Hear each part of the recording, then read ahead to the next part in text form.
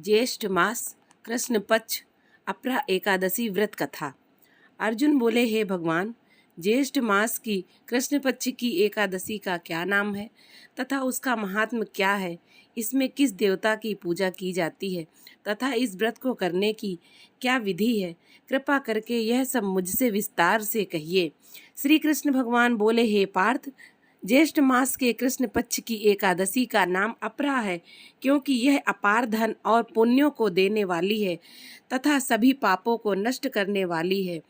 जो मनुष्य इसका व्रत करते हैं उनकी लोक में प्रसिद्धि होती है।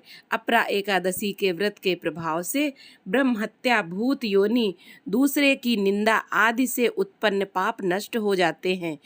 इतना ही नहीं, स्त्री गमन, झूठी गवाही, असत्य भाषण, झूठा वेद पढ़ना, झूठा शास्त्र बनाना, ज्योतिष द्वारा किसी को भरमाना, झूठा वैद्य बनकर लोगों को ठगना आदि सब पाप अपरा एकादशी के व्रत से नष्ट हो जाते हैं।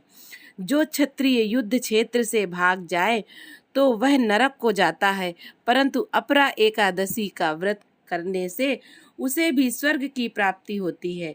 जो शिष्य गुरु से विद्या ग्रहण करते हैं परंतु बाद में उनकी निंदा करते हैं तो वह अवश्य ही नरक में जाते हैं।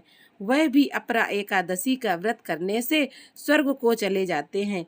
जो फल तीनों पुष्करों में स्नान करने से या कार्तिक मास में स्नान करने से अथवा गंगा जी के तट पर पितरों को पिंडदान करने से मिलता है, वह अपरा एकादशी का व्रत करने से मिलता है।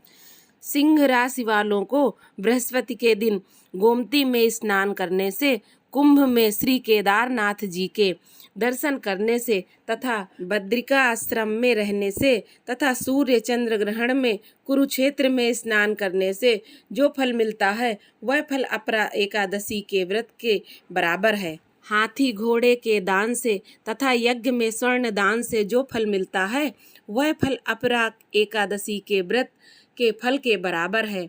गौ व भूमि या स्वर्ण के दान का फल भी इसके फल के बराबर होता है। यह व्रत पाप रूपी वृक्षों को काटने के लिए कुल्हाड़ी के समान है, पाप रूपी अंधकार के लिए सूर्य के समान है।